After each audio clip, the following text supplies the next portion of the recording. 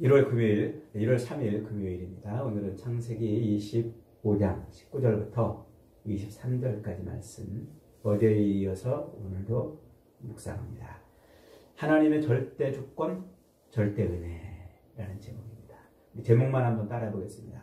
하나님의 절대 주권, 하나님의 절대 은혜. 절대라는 말을 붙인 것은 흔들리지 않고 비교될 수 없고 유일하고 가장 탁월하다는 그런 의미예요. 그러니까 하나님의 통치하신 주권은 그 어떤 것과도 비교 불가. 그리고 하나님의 그 은혜도 역시 그 무엇과도 비교할 수 없는 그런 은혜다 하는 겁니다.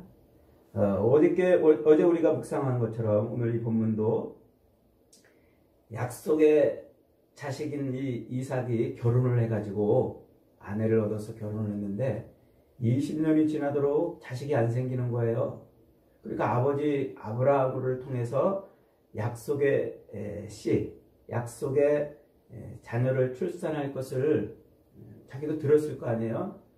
그러니까 걱정이 되고 염려가 돼서 아버지 아브라함처럼 인간적인 꾀와 방법으로 약속의 자식을 출산한 게 아니라 이삭은 기도했다고 그랬어요. 하나님의 뜻이 이루어지기를 원합니다. 이렇게 기도했다고 그랬죠.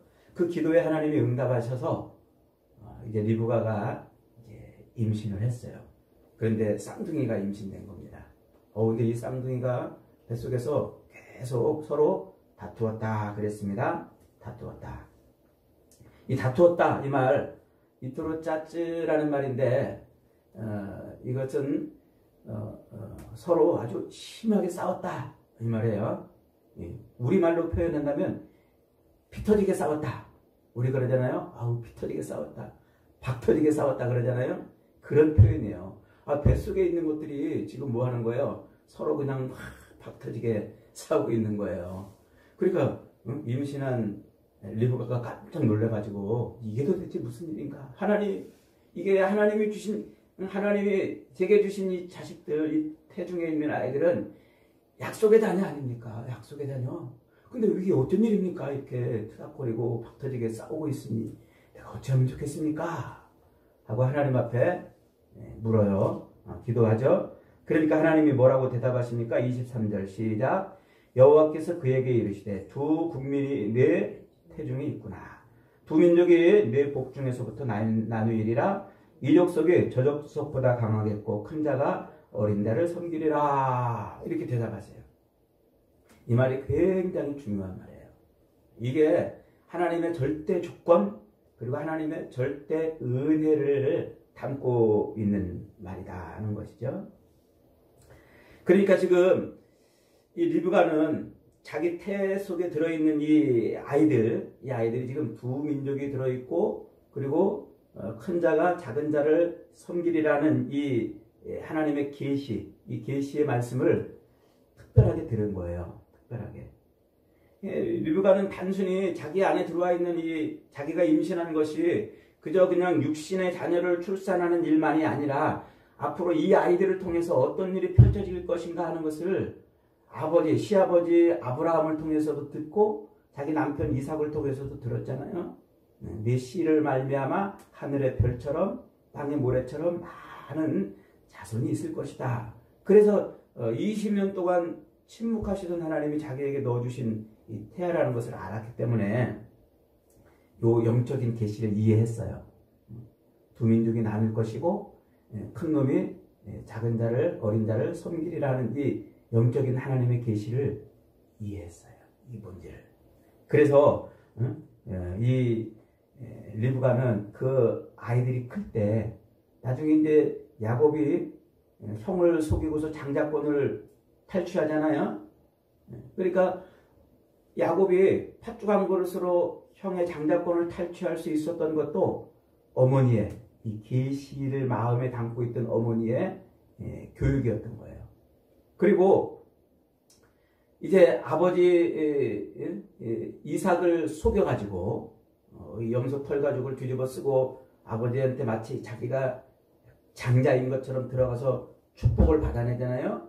그때 옆에서 누가 도와줘요? 어머니 리브가가 도와주잖아요. 야곱이 그렇게 아버지를 속이는, 이게 어마어마한 일이거든요. 아버지를 속여서 장자권을 탈취해내는 일은, 이것은 곧 죽음에 해당되는 일인 거예요. 그런데도, 그런 어마어마한 일인데도 이 리브가가 이 야곱을 부축해서 도와서 그렇게 행하게 한단 말이죠. 그러니까 리브가는 이 말을 하나님의 이 계시를 정확하게 이해했던 거예요. 작은 놈, 이 야곱을 통해서 하나님의 언약을 이루어 가실 거구나. 큰 놈이 아니라 이 작은 놈을 통해서 이루어 가실 것이구나. 라고 이해를 했던 것이죠. 그렇게 리브가가 이해한, 내 안에 지금 두 자식이 들어있는데 하나님의 그 약속의 자식은 어린 놈이구나, 작은 놈이구나 하는 것을 이해했단 말이에요. 그래서 그 하나님의 그 구원의 역사, 하나님의 그 언약의 흐름 속에 하나님이 어떻게 일을 하실 것인가를 리브가는 정확히 이해를 했다는 것이죠. 그게 뭡니까? 그게 바로 하나님의 주권적인 통치로 하나님의 그 일방적인 사람들의 어떤 행위나 무슨 조건이나 환경이 아닌 하나님의 일방적인 주장하심으로 하나님의 구원사를 이루어 가시는구나 하는 것을 의미하는 거예요. 그러니까 타락한 인류를 구원함에 있어서 하나님의 절대 주권, 누구도 타협하지 않고 누구와도 상의하지 않고 하나님이 당신의 작정하신 대로 인간의 구원을 이루어 가신다는 그 의미가 여기에 담겨 있는 거예요. 그러니까 이 땅에 태어난 인간이라 하여도 아무나 구원하지 않아요. 세상에 70억, 80억 인구가 있어도 아무나 구원하지 않고, 또 인간이 하나님 나 좀 구원해 주세요. 내가 이런 선한 일을 하고 착한 일을 하고 좋은 일을 하지 않았습니까? 하나님 나 열심히 하나님 잘 섬기지 않았습니까? 나 좀 구원해 주세요. 이렇게 외친다고 했어도 구원하는 것이 아니란 말이에요. 오직 하나님이 은혜 베풀 자에게 은혜를 베풀고 하나님이 긍휼히 여길 자를 긍휼히 여기시겠다는 출애굽기 33장 모세에게 한 말, 이거를 로마서 9장에서 사도 바울이 한 번 또 반복하죠. 하나님이 은혜 줄 자만 구원하신다는 거예요. 긍휼히 여길 자만 긍휼히 여기서 구원하신다는 것이죠.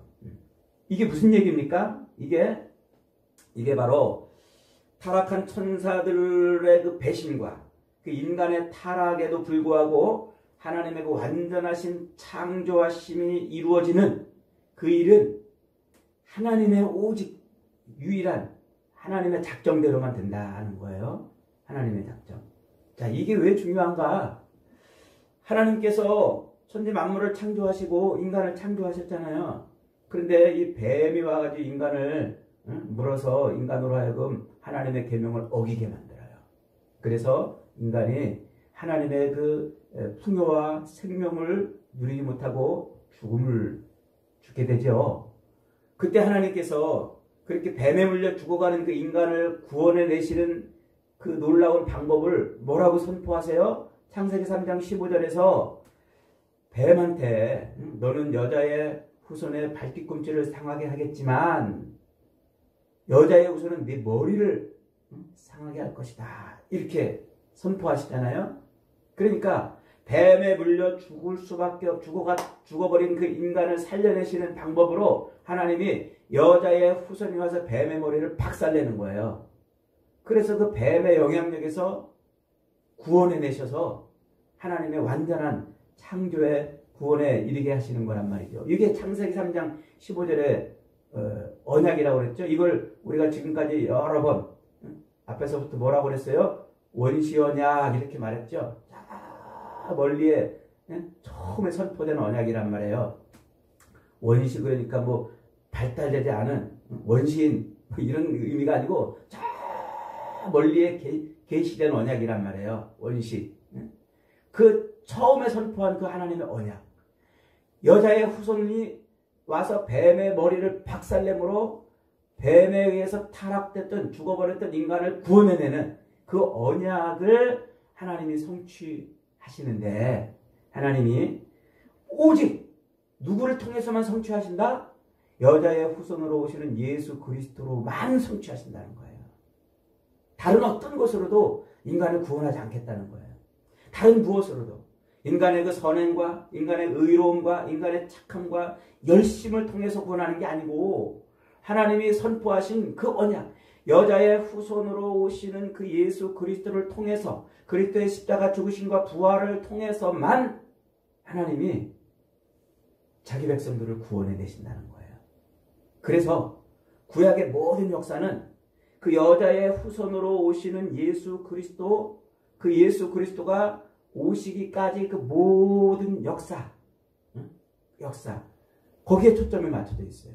그래서 하나님이 씨줄과 날줄을 얽히고 설켜서 한 폭의 천을 만들듯 포들 조각 맞추듯 그렇게 사람과 사건과 수많은 나라와 민족들을 얽히고 설켜가지고 막 역사를 쭉 편집해 오시면서 주물러 오시면서 누가 태어나게 하세요?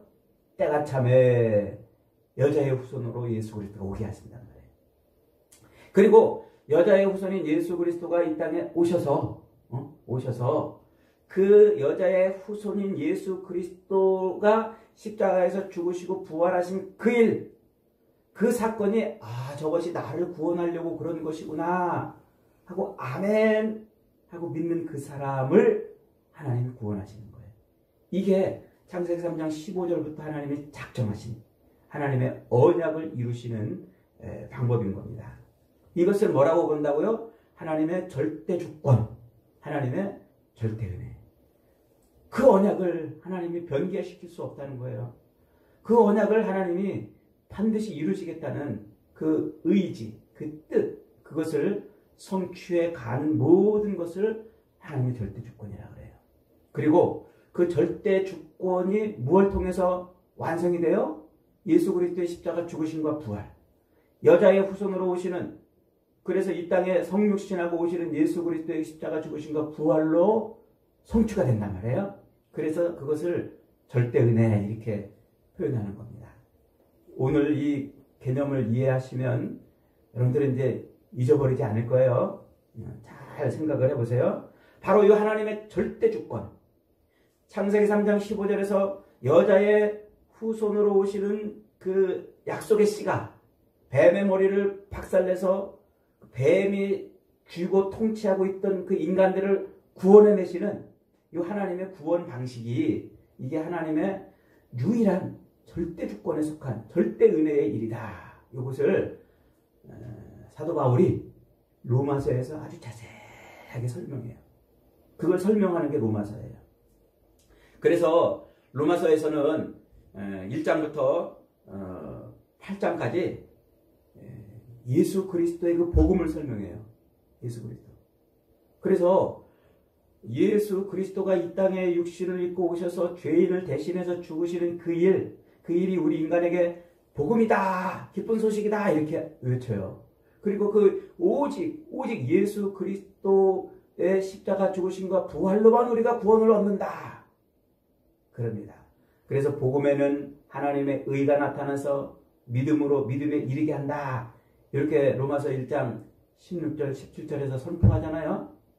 그래서 복음, 예수 그리스도의 십자가 죽으심과 부활, 그 복음에는 뭐가 담겨 있다고요? 하나님의 의가 담겨 있다. 그 하나님의 의가 바로 이 창세기 3장 15절에서 선포한 그 언약을 이루기까지 모든 하나님의 일하심을 말하는 거예요. 디카이오 슈네라고 이렇게 헬라어로 발음하는데 그게 바로 하나님의 그 일하심, 경륜, 다른 말로 경륜이라고 한다고 그랬죠. 경륜.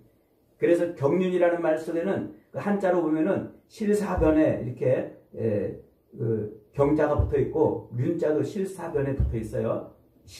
마치 씨줄과 날줄을 얽히고 설켜서 천을 짜듯 하나님은 이렇게 역사의 모든 것을 주물주물 해서 예수 그리스도의 십자가 죽으심과 부활을 이뤄냈다는 말이에요.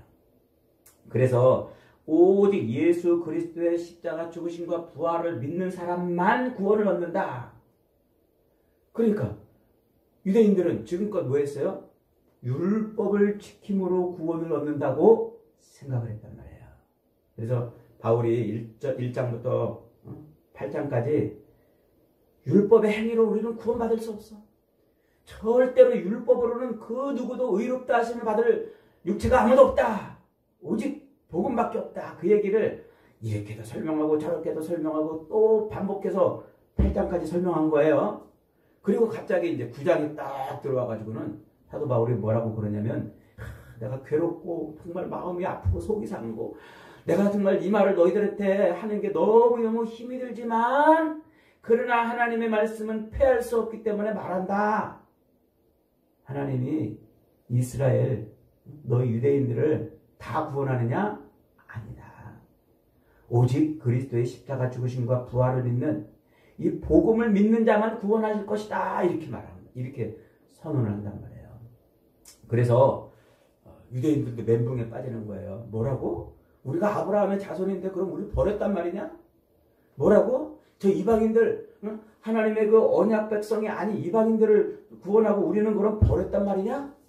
이렇게 질문을 하는 거예요. 여러분 생각해 보세요.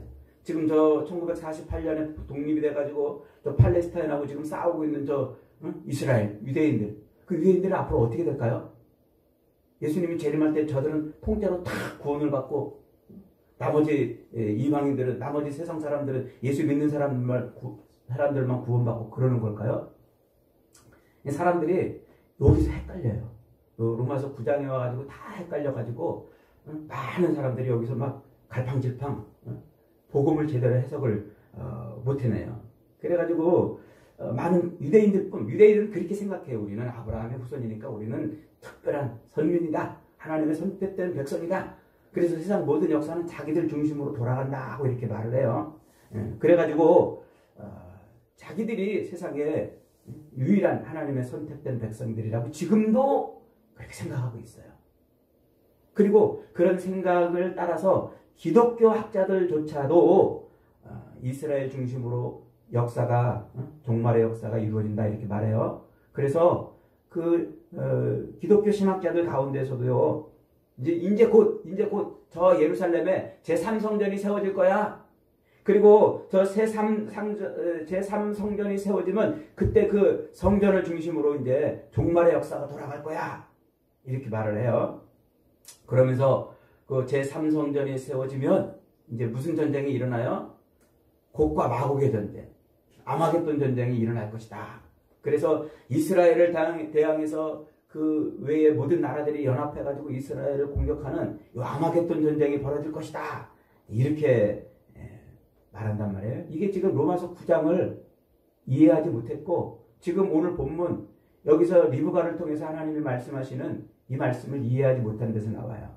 그걸 뭐라고 부르냐면 디스펜세이셔널리즘, 세대주의라고 이렇게 말을 해요.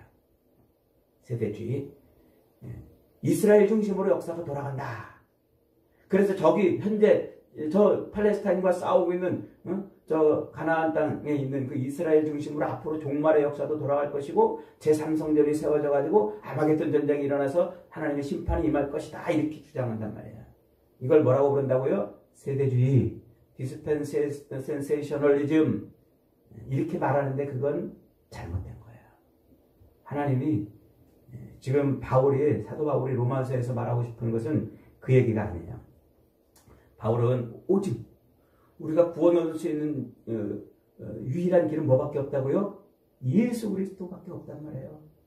그 예수 그리스도를 약속하신 그 여자의 후손으로 오시기까지 하나님이 모든 역사를 주물러 오셨고 그래서 그리스도 예수가 이 땅에 탄생하심으로 십자가에서 죽으시고 부활하사 우리의 죄를 구속하셨기 때문에 그리스도의 죽으심과 부활을 믿는 것 외에는 율법의 행위도 선한 행위도 그 어떤 것도 우리를 구원할 게 없다. 우리가 아브라함의 자손이라도 구원을 받지 못한다. 이렇게 말하는 거예요.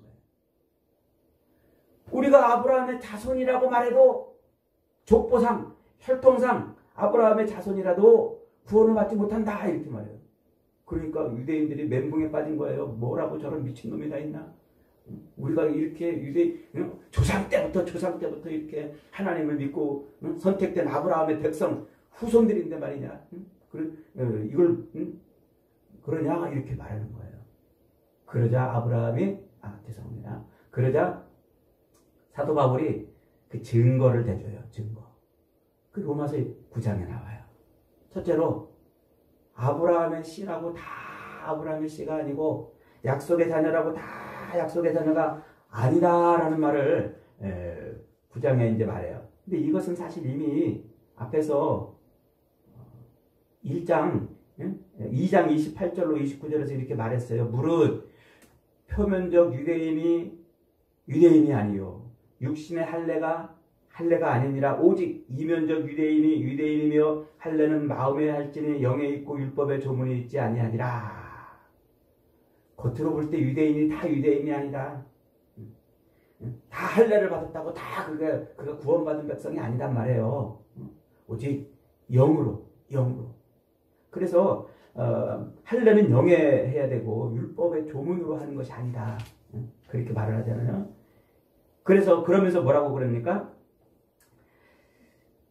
9장 6절에 보면 하나님의 말씀이 폐하여진 것 같지 않도다. 이스라엘에서 난 그들이 다 이스라엘이 아니요 또한 아브라함의 씨가 다 그 자녀가 아니라 오직 이삭에게서 난 자라야 네 씨라 칭하리라 하고 하나님이 말씀하시지 않았느냐. 우리 그 앞에서 공부했죠. 아브라함이 75세에 부름받아가지고 야 너 하늘의 별처럼 땅의 모래처럼 너에게 많은 자식을 줄 거야. 그랬더니 아브라함이 그걸 믿었어요. 의로 여겼어요. 그런데 시간이 가도 자식이 안 생기는 거예요. 롯이 내 후계자인가? 엘리에셀이 내 후계자인가? 그러다가 어떻게 해요?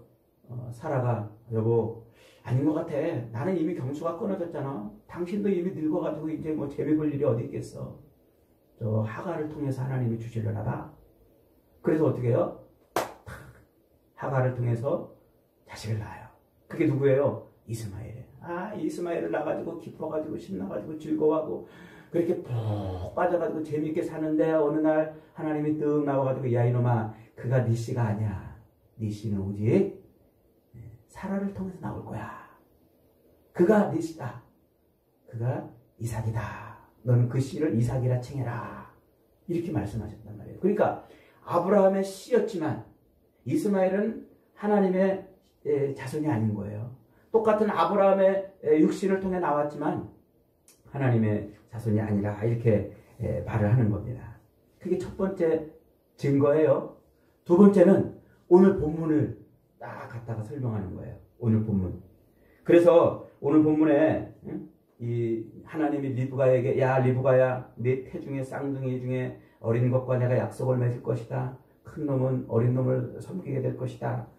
너는 내가 어린 것을 사랑하고 큰 것은 버릴 것이다. 이 말, 요 말을 사도 바울이 딱 끌어다가 로마서 9장에서 증거를 하는 거예요. 하나님이 어떻게 하셨다? 하나님이 둘 중에 하나를 택해서 그로 인해서 씨앗을 이어간다. 이렇게 말씀하고 있는 거예요. 그러니까 하나님께서 이스라엘 아브라함의 씨로 오신 그 아들을 통해서 이삭을 주고 이삭의 두 아들 중에 하나를 선택해서 이스라엘을 삼았다. 지금 그 얘기를 하고 있는 거예요. 그래서 이제 하나님은 이삭이나 또 에서나 야곱이나 우리 인간의 눈으로 볼 때는 다 큰 차이가 없는데 하나님이 택한 자식은 하나밖에 없다는 거예요. 하나밖에. 오직 하나밖에. 그러니까 이제 사람들이 이제 또 궁금해해요. 뭐라고? 그러면 하나님이 누구는 선택하고 누구는 왜 버렸냐? 왜 누구는 선택하고 왜 누구는 버렸냐? 하나님이 그렇게 마음대로 그렇게 하셨냐? 왜 그러셨냐? 이렇게 또 따집니다. 따지니까 어떻게 합니까? 사도 바울이 야, 니네가 뭔데 하나님 앞에 따지냐? 하나님이 토기장이가 진흙 한 덩어리를 가지고 하나님 귀에 있을 그릇을 만들고 하나님 천에 있을 그릇을 만들 건데 토기장이가 마음대로 그렇게 만드는 건데 니네가 무슨 저기라고 그걸 따지냐? 이렇게 말하는 거예요. 그래서 진흙 한 덩어리로 무슨 토기를 만들든지 그것은 토기장이의 권한에 있듯이 하나님이 두 태 중에서 하나를 선택한 것은 하나님의 권한이라는 거예요. 이게 하나님의 작정하심이란 말이에요. 하나님의 작정. 그러면서 이제 로마서 9장 27절로 33절에서 마무리를 그 9장을 어떻게 마무리하냐면 또 이사야가 이스라엘에 관하여 외치되, 이사야가 이제 이스라엘에 대해서 예언을 한 것을 갖다 빌려 쓰는 거예요. 이스라엘 자손들의 수가 비록 바다의 모래 같을지라도 남은 자만 구원을 받으리니 기록된 바 내가 걸림돌과 거치는 바위를 시온에 두노니 그를 믿는 자는 부끄러움을 당하지 아니하리라 한 것 같다. 누구밖에? 예수 그리스도, 시온산에 세워놓으신, 거기에 세워놓으신 예수 그리스도를 믿는 것 외에는 누구도 구원을 얻을 수 없다는 말을 다시 한번 확인하는 거예요. 그러니까 사도 바울의 이야기는 한마디로 이스라엘이라고 다 이스라엘이 아니고 아브라함의 후손이라고 다 약속의 씨가 아니란 말이에요. 하나님이 선택한 자만 있다는 거예요. 하나님의 선택한 자. 이스라엘아, 하나님이 그렇게 하기로 작정했다. 왜요? 왜 그렇게 하기로 작정했다고요? 창세기 3장 15절에 여자의 후손, 여자의 그 후손이라는 말이 씨라는 말이라고 그랬잖아요. 여자의 씨가 와서 뱀의 머리를 박살내므로 그러므로 구원을 얻게 하시다는 그 언약 때문에 그렇다는 거예요. 하나님의 그 언약 때문에. 그래서 그 언약이 성취가 되는 것이 예수 그리스도의 십자가 죽으심과 부활이란 말이에요. 그거 외에는 아브라함의 후손이라도 그리스도를 믿지 않으면 구원이 없다. 그 말을 지금 하고 있는 거예요. 여러분, 하나님이 긍휼히 여길 자를 긍휼히 여기시고 불쌍히 여길 자를 불쌍히 여기리라는 이 말은 오늘 저와 여러분을 하나님이 긍휼히 여기셨다는 말이에요. 불쌍히 여기셨다는 말이에요. 그래서 전적인 절대 하나님의 주권으로 절대 은혜로 우리가 구원을 얻은 거예요. 뭘로? 예수 그리스도의 그 십자가 죽으심과 부활을 고백하는 그 믿음으로. 그래서 의인은 믿음으로 말미암아 살리라 하고 말씀을 하고 있는 것이죠. 여러분, 세상에 얼마나 잘난 사람들이 많습니까? 돈 많은 사람도 많고 또 잘생기고 또 놀랄 정도로 착하고 또 의롭게 사는 사람들이 얼마나 많습니까? 그러나 그들이 다 하나님의 구원에 들어가 있는 것이 아니라 하나님의 그 경륜이 완성이 된 예수 그리스도의 십자가 죽으심과 부활을 믿는 자만 구원을 얻는 줄 믿으시기 바랍니다. 그래서 하나님의 그 절대 주권, 하나님의 그 절대 은혜를 우리는 감사하며 살아야 돼요. 그래서 우리는 그 놀라운 사랑을 받았기 때문에 그 사랑을 배반하면 안 되는 거예요. 그 사랑을 가볍게 여기면 안 되는 거예요. 그 사랑을 정말 우리도 가슴에 담고 사랑에 반응하며 하나님을 사랑하는 것, 그것이 저와 여러분이 남은 인생 동안 살아가야 될 것인 줄 믿습니다. 오늘도 저와 여러분들이 그렇게 우리 안에 있는 약속의 씨 예수 그리스도 십자가 죽으심과 부활로 말미암아 하나님의 선택된 백성임을 확신하시고 그 놀라운 하나님의 사랑에 반응하며 사는 복된 인생들이 다 되시기를 주님의 이름으로 축복합니다. 아멘.